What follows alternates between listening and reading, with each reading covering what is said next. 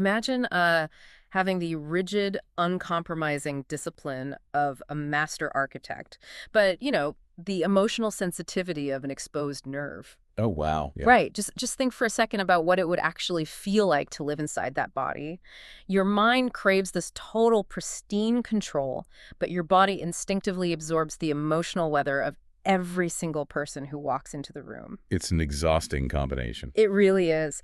And today we are opening up a deeply fascinating profile from a work called The Architecture of a Luminous Soul.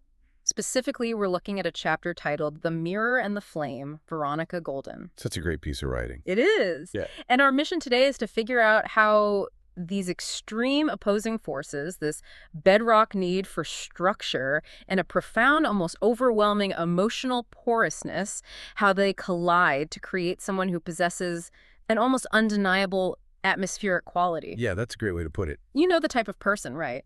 Someone whose mere presence changes the gravity of a space before they've even introduced themselves. Okay, let's unpack this. It's an incredible profile to dig into because it essentially functions as like an extreme case study in human dualities. Right. The text sets up this baseline tension immediately by introducing what it calls her birth architecture. And to translate that out of the poetic language for a second, we aren't talking about astrology or anything mystical here. No, not at all. Right. In psychological terms, the author is describing an innate constitutional temperament. From day one, this is a person with a profound, almost biological drive toward structure, form, and discipline. So she's not, like, flighty or scattered? Not even a little bit. Yeah. The text emphasizes that she has this intrinsic understanding that the serious business of building an actual life, building anything real, requires sustained, unglamorous effort. She's the anchor. She respects the work, even when the work is grueling. Exactly. But here is where the friction starts. Because layered right over that deeply pragmatic foundation is this acute, almost overwhelming sensitivity. Yeah, it's intense. The source describes her as receiving the world at a rare frequency. She senses the unspoken tensions, the unexpressed grief, or like the hidden agendas in a room, and she processes all of that information in her physical body long before her brain can articulate what's actually going on. And that kind of physical processing is incredibly heavy. I mean, the text makes a point to reclaim the word sensitivity here. Oh, that's right, because we usually use that word to mean, like, fragile. Exactly. We use it to imply weakness, like a structural flaw. But the author frames it as an incredibly powerful sensory apparatus. She operates as a high-frequency receiver. So she's picking up signals we miss entirely. Oh, totally. She knows a situation is fundamentally broken before anyone else at the table has even consciously registered a problem. I was trying to map out what that actually looks like in practice, living with two operating systems that seem so fundamentally at odds. It's hard to visualize. Right, and I kept coming back to this image. Imagine a towering, perfectly engineered skyscraper. Okay, I'm with you. The steel frame is her birth architecture. It's rigid, disciplined, built to withstand hurricanes. But instead of standard glass windows, the entire exterior of this building is constructed out of highly sensitive tuning forks. Oh, wow. That's a vivid image. And here's the kicker. Tuning forks don't just vibrate randomly, they vibrate through sympathetic resonance.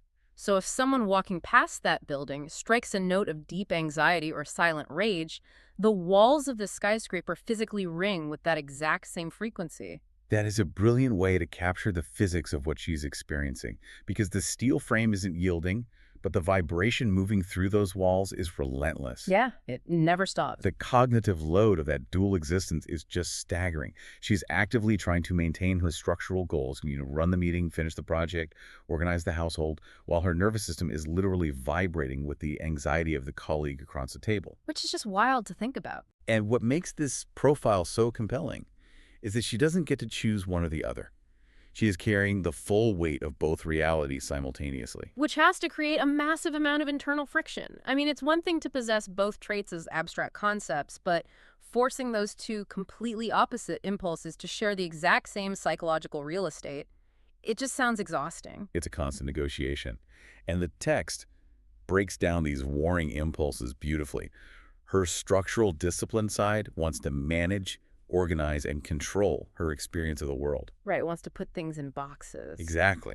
It wants to categorize the messy human elements into neat, predictable little boxes. But that highly sensitive, resonant side, It doesn't want to categorize the experience. It wants to completely dissolve into it. Control versus dissolve. You literally couldn't write two more diametrically opposed directives. You really couldn't. And this tension isn't just some quirky personality trait. The author argues that it's the central engine of her entire life. Yeah, it drives her creative output, it dictates how her relationships form, and it's basically the root of her deepest burnouts. So, to survive the sheer voltage of that internal friction, she's had to build a very specific defense mechanism. She has become extraordinarily self-contained. Ah, right, the velvet rope. The source points out that she is incredibly careful about where she places her emotional weight. It says she curates. Yes, curation is key for her. She sits back, reads the emotional weather of the room, and thoroughly observes people before she ever decides to open up. But I have to push back on this a little bit. Okay, go for it. When I was reading about this hyper-vigilant vetting process, it honestly sounded a bit calculated. Doesn't this level of emotional strategy, like deciding who is worthy before revealing anything real, doesn't that make her seem a little manipulative? It's like a corporate risk assessment for human connection. It definitely looks like aloof calculation from the outside, and honestly, that's a very common misunderstanding of highly sensitive people. But what's fascinating here is how the text directly counters that assumption. Oh, really? How so? It calls this behavior self-protective intelligence. This isn't about manipulation at all. It's about basic emotional triage. Emotional triage, meaning like she's assessing who is bleeding out and who is safe. Essentially, yes. Going back to your tuning fork analogy, if your walls resonate with every single frequency they encounter, you cannot afford to stand in the middle of a noisy intersection. Okay, yeah, that makes sense. You'd shatter. Exactly. You have to be incredibly strategic about whose frequency you allow near the building. If she didn't curate her environment, her own empathy would literally dismantle her. Wow. The text notes that she knows from very painful experience that giving all of herself to someone who lacks the capacity to hold it doesn't just result in a bad date or a frustrating friendship. It results in what the author calls a particular kind of devastation. A particular kind of devastation. That phrasing really stuck out to me, too. It implies like a total system failure. Right. It's not just a disappointment. So she isn't holding back to play power games. She's holding back because if she opens the floodgates for someone who is careless with her, the emotional fallout is catastrophic. It breaks the steel frame. It absolutely does. Yeah. The curation is just a survival tactic for a brain that processes emotional data at a crippling volume. Yeah. She is defending herself against a world that is largely oblivious to the microsignals she picks up on every second of the day. Okay, so she has this robust defense system in place. She's scanning the environment, doing the triage, keeping the drawbridge pulled up tight. Right. But what happens when she finally decides someone is actually safe? When she lowers that drawbridge and lets someone pass the velvet rope, what does that intimacy actually look like for her? It's described as incredibly magnetic. When she drops the curation, the text says her presence is like still water. Oh, I love that. Still water. It implies this massive, quiet depth. It isn't, a rushing river begging you to look at it. It's a deep well that naturally pulls you in. Beautifully said. And people are instinctively drawn to that kind of grounding energy, especially in a chaotic world. They desperately want to be seen by her. And does she see them? She does. The profound thing is, because she has spent her entire life reading those microsignals, she hears the things people are too afraid to say out loud. She understands them on a somatic level. That sounds like a gift. It is, but this exact capacity introduces her most dangerous vulnerability. The text describes it as becoming genuinely porous. Right. She lets them in, and then she absorbs them. She accommodates the other person to such an extreme degree that she starts disappearing into their emotional reality. Yeah. But this is exactly where the logic kind of broke down for me. How does someone who is inherently so structured, so fiercely disciplined, the architect with the steel frame we've been talking about, how does she suddenly become so accommodating that she entirely loses the blueprint to her own identity? It does seem contradictory until you look at the mechanics of human attachment. In the space of deep, unguarded intimacy, her sensitivity completely overrides her executive function. Oh, so the tuning forks take over. Exactly. When she brings someone inside that carefully guarded steel frame, she tunes into their emotional frequency so intensely that her own needs just fade into the background. The needs, the fears, the desires of her partner essentially become the new organizing principle of the room. So she abandons her own structure. She stops using her discipline to build her own foundation. And she starts using all that immense structural energy to stabilize the other person. Wow. So she's literally using her steel frame to hold up someone else's building, while her own tuning forks are just vibrating with their anxiety. That's exactly it. The text notes that in this state, she often loses the thread back to herself. And finding that thread again is her greatest challenge. What does her honest, uncompromised self actually look like when she isn't actively adjusting to the emotional weather of someone else? That's a great question. And, I want you, the listener, to think about your own life for a second. Have you ever been in a dynamic, maybe a romantic relationship, or even a really demanding job or friendship, where you adjusted your own boundaries so subtly, just an inch at a time to keep the peace, that one day you woke up and realized you had no idea where you ended and the other person began? It's a terrifying realization. That is the porousness the text is warning about. It is an empathy so deep that it borders on self-erasure. And because she completely loses herself in these intimate dynamics, she inevitably reaches a breaking point where the current structure of her life simply collapses under the weight of everyone else's needs. They just can't hold anymore. Right. The relationship or the role can no longer hold her. And that causal chain brings us to this fascinating larger pattern the author points out about her timeline. Right. This is where the text pulls back and looks at the macro view of her life.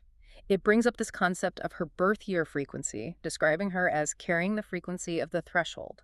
Which, again, to ground this in developmental psychology rather than esoteric theory, means her life is defined by distinct, massive transitional phases. Okay, so no smooth transitions. None at all. She is perpetually standing at the edge of one established identity and the beginning of a completely unknown one. Her life force is described as generative. Always making, always becoming. She doesn't get the luxury of a smooth, linear, predictable career path or relationship escalator. Her life moves in these dramatic, highly meaningful chapters. Yes, chapters is the perfect word. To move forward, she has to actively shed versions of herself that she previously relied upon. It honestly reminds me of a hermit crab outgrowing its shell. Well, I like that. It's a very apt way to look at it. The mechanics of that process are incredibly intense. They are. Just think about the reality of the hermit crab. It has a perfectly good shell, it offers shelter, it fits well enough, and the rest of the ocean recognizes it. But the crab is growing internally, and eventually the pressure inside that rigid shell becomes completely unsustainable. So it has to leave. Exactly. To survive, it has to completely abandon its home and scurry across the open, exposed sand to find a larger one. The text implies Veronica has to regularly leave behind identities, relationships, or roles that society validated and rewarded. Yeah, she has to walk away from success sometimes. And for a person whose baseline architecture craves structure and predictability, that liminal space running naked across the sand between shells must be excruciating. If we connect this to the bigger picture, you've just perfectly articulated the grand tension of her existence. Wow. Okay. She is navigating an inherent psychological drive to transform while her central nervous system is desperately begging for solid ground. How do you reconcile a mind that demands permanent structure with a life trajectory that demands constant evolution? It feels like an impossible riddle. If the external structures of her life, like her relationships, her career titles, her societal shells, are always destined to be outgrown and discarded, where does a person like that ever actually find the permanent stability they need to survive? Well, that is the ultimate lesson the author says life repeatedly brings to her door. And the answer the text provides is stark. External stability is an illusion. So there is no safe shell. Nope. You cannot anchor a life of generative transformation to a temporary shell because by definition, you will outgrow it. The only permanent, unassailable stability she will ever find has to come from an unshakable relationship with her own interior truth. Unassailable inner ground, she has to become her own foundation. Precisely. The structure she craves cannot be a job title or a partner. It has to be a deeply rooted somatic knowing of who she is. Right. And the source makes a very crucial distinction here. It says, her hurdle isn't learning this conceptually. She's highly intelligent. She knows the theory. The actual work is trusting it when the pressure's on. So what does this all mean in a practical sense? The text talks about her moving from a managed version of herself to a raw, unguarded expression. But how does someone who has spent their entire life hypervigilantly curating their environment actually make that leap? It's not easy. How do you stop waiting for the room to validate your frequency before you allow yourself to just exist? It happens slowly, and usually through the sheer exhaustion of trying to manage the unmanageable. So she just gets tired of holding it all together. Exactly. It requires a terrifying leap of faith, abandoning the curated offering, stepping out from behind that self-protective velvet rope, and allowing the raw, unedited self to simply be enough. She has to stop trying to regulate the emotional weather of the people around her and just let it storm if it's going to storm. Let it storm. That's powerful. And when she finally acts from that luminous, grounded center, without waiting for external permission, the text notes a profound shift. She stops being just effective in the world, and she becomes transformative. The text actually calls this a sacred gift. When she operates from that raw, unmanaged place, she stops absorbing everyone else's chaos and instead creates a space where other people can safely step into their own potential. It completely flips the dynamic. Right. She sees them so clearly without trying to fix or accommodate them that they are finally able to see themselves. It is the ultimate integration of her dual nature. The steel frame finally stops trying to micromanage the environment and simply provides an unshakable container. And the tuning forks. They stop absorbing everyone's anxiety and instead provide deep, resonant empathy. When those two forces finally align, she operates as both a mirror and a flame for everyone lucky enough to be in her orbit. It makes you wonder how much energy we all waste trying to manage the perceptions of the people around us. Way too much, usually. Where in your own life are you currently waiting for external validation? Where are you holding back, waiting for the outer world to confirm a truth that you already feel in your deepest physical register? Are you presenting a managed, curated version of yourself because the shell feels safer?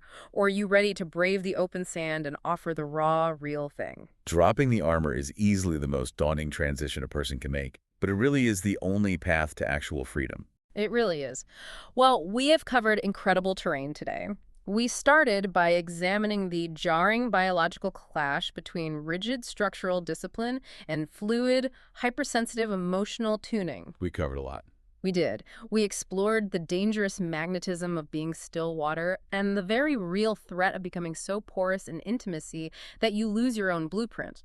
And we followed that causal chain all the way to the necessity of shedding outdated shells to build an unassailable inner ground. Thank you for coming along on this deep dive into the wildly complex profile of Veronica Golden. It's been a great conversation. But before we sign off, I want to leave you with one final thought to mull over, something that pushes just past the boundaries of the text. Okay, let's hear it. We talked extensively about her tuning forks, her physical capacity to act as a sponge, naturally taking in the unexpressed grief, the hidden tensions, and the silent anxieties of everyone she encounters. Right. The author frames this as her ultimate superpower. But consider the actual physics of a sponge. If a person spends decades absorbing all of that heavy, unresolved emotional debris from their environment, what happens to all that accumulated energy if she never finds a way to physically or creatively wring the sponge out? Wow.